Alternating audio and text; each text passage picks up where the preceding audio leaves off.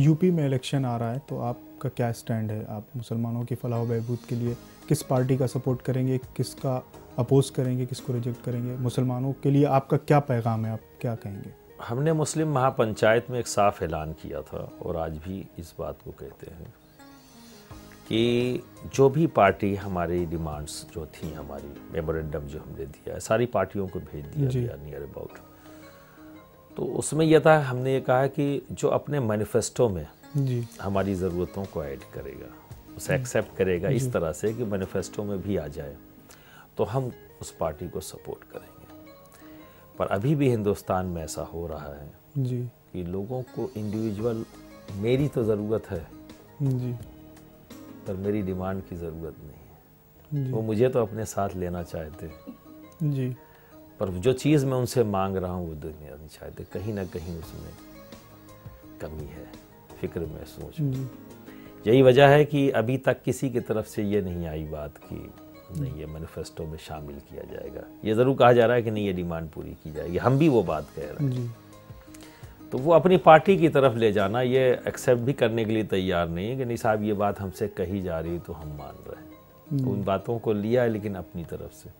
तो मैं ये भी अच्छा है, चलिए जिस चीज़ को हम मांग रहे हैं वो आप अब खुद कह कर कि ये हमारा इशू है, नो प्रॉब्लम, पर उसे इम्प्लीमेंट करना होगा। तो क्योंकि किसी ने डायरेक्टली ये नहीं कहा है अभी तक, उनका किसी का मैनिफेस्टो में आया नहीं जिसको मैंने देखा हो, तो मौजूदा वक्त तक तो ऑल इंडिया उलमा मशाइख बोर्ड का यही फैसला है कि अच्छे कैंडिडेट, पढ़े लिखे लोग, सेकुलर जहन रखने वाले लोग, वो लोग जो खिदमत करना चाहते हैं, पॉलिटिक्स को पैसा कमाने और करप्शन का ज़रिया नहीं समझते, ऐसे लोगों को चुना जाए। बहुत से लोग हैं जो इस तरह के हैं और उनको ताकत देने की ज़रूरत है और आज पॉलिटिक्स में अच्छे लोगों की ज़रूरत है। जी बिल्कुल। हर पार्टी ये कहती है कि ख़राब छवि के लोगों को हम इस बार टिकट नहीं देंगे, लेकिन न यूपी न उत्तराखंड दोनों जगह बचा नहीं है जहां इस तरह की छवि के लोग हर पार्टी के अंदर नज़र ना आ रहे हों। तो कोई कौल व फेल नहीं रह गया। जो सबसे ज़्यादा शोर मचाते हैं, सबसे ज़्यादा करप्ट लोगों को रख लेते हैं। जी। तो अब तो फैसला आवाम करे। तो हम आवाम के दरमियान में जाएंगे और ये कहेंगे कि आपको करप्ट चाहिए या अच्छा आदमी चाहिए, फैसला आपको करना। जो आने वाले इंतखाबात में जो रिजर्वेशन को लेकर जो सूरत हाल है, आप भी रोज़ अखबारात में देख रहे हैं। हम तो यही कहते हैं कि रंगनाथ मिश्रा की सिफारिशात को मिन्नो-अन लागू किया जाए सच्चर कमेटी की रिपोर्ट के मुताबिक। जी, तो कितने परसेंट रिजर्वेशन के? उसमें 10% की बात की गई है, 10% रिजर्वेशन दिया जाए मुसलमानों को। जी। और आर्टिकल 341 जिसको कि अमेंडमेंट किया गया है, कल सिखों के लिए किया गया, 1950s में आवाज़ उठी, 1956 में उसको मान लिया गया, अमेंडमेंट किया गया। नवबोध के लिए 1990 के नियर अबाउट आवाज़ उठी, उसे मान लिया गया।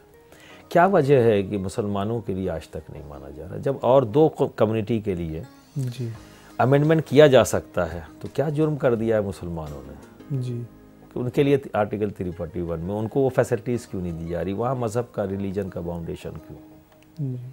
तो इस तरह की चीज़ों से हुकूमतों को भी हमारी परहेज़ करना चाहिए। ठीक है। आज़ादी के बाद से जितनी भी पॉलिटिकल पार्टीज़ हुई, हर इलेक्शन में मुसलमानों की तरक्की के लिए, फलाह बहबूद के लिए, रिजर्वेशन के लिए, नौकरियों के लिए तमाम तरह के वादे करती हैं, लेकिन उसको पूरा नहीं किया गया। तो क्या आपको नहीं लगता कि ख़ुद मुसलमानों को आगे आना चाहिए, जैसे उलमा काउंसिल है या पीस पार्टी है, या जिसको जो भी एक कौमी रहनुमा बनकर लीड करे, सामने आए, जो तमाम हिंदुस्तान के मुसलमानों की नुमाइंदगी करे? देखिए, आगे आने के लिए तो मैं कहता हूँ कि मुसलमानों को आगे बढ़कर आके अपनी डिमांड्स करनी चाहिए, क्योंकि 64 साल में मुसलमानों ने बहुत ज़्यादा कुछ कहा नहीं। जी। जो उनको कहा गया उसे मान लिया। ठीक है कि हम आपके लिए ये करेंगे, हम आपके लिए ये करेंगे। उन्होंने खुद ऐलान किया। जी। ठीक है, हमारे दरमियान में आए, अच्छे अच्छे वादे किए। जी। हमने उन वादों पर मान लिया। जी। MP और MLA का इलेक्शन लड़ने वाला आया, उसने कहा कि हम आपके यहाँ फैक्ट्री लगा देंगे, हम आपके यहाँ जो है बांध बना देंगे, हम आपके यहाँ ये काम कर देंगे, स्कूल इंस्टीट्यूट खोला। जो चीज़ उसके इख्तियार से बाहर है उसका भी वो वादा कर रहा है। ठीक है, इसलिए कि उसे वोट मिल जाए। और उसने वोट लिया। जो चीज़ उसके इख्तियार के बाहर थी वो कर ही नहीं सकता था। तो बहुत सी चीज़ें तो ऐसी हैं जो लोकल एमएलए और एमपी ने खुद जो कॉम्पिटिट करने आए थे, इलेक्शन लड़ने आए थे, उन्होंने खुद से अपने झूठे वादे किए, कुछ पार्टियों ने किए हैं। तो बाहर निकलकर आवाज़ उठाने की तो ज़रूरत है, लेकिन मैं ये नहीं समझता कि किसी पार्टी की अभी बनाने की ज़रूरत है। नहीं, उलमा काउंसिल है, पीस पार्टी है, मुसलमानों के हक़ के लिए लड़ाई लड़ रही है। हाँ, लड़ाई लड़ें इस तरह से कि इन पार्टियों को जो पहले ही से मौजूद हैं, हज़ारों पार्टियां हैं जी, वजूद जिनका है जी, ठीक है, अगर उन्हीं पर ही प्रेशर डाला जाए, जी, उन्हीं से ही ये कहा जाए कि अगर आप हमारी बात मानते हैं जी, तो हम आपको वोट करेंगे, क्योंकि उन्हें हमारे वोट की ज़रूरत है, जी, ठीक है ना। जी, बिल्कुल। और अगर आपने हमारी बात नहीं मानी तो हम आपको वोट नहीं करेंगे। तो इसलिए इसमें इत्तेहाद पैदा करने की ज़रूरत है। जी, ठीक है, एक पीरियड तो ही है। सपोज करिए अभी 2011 में इलेक्शन हो रहा है यूपी के अंदर।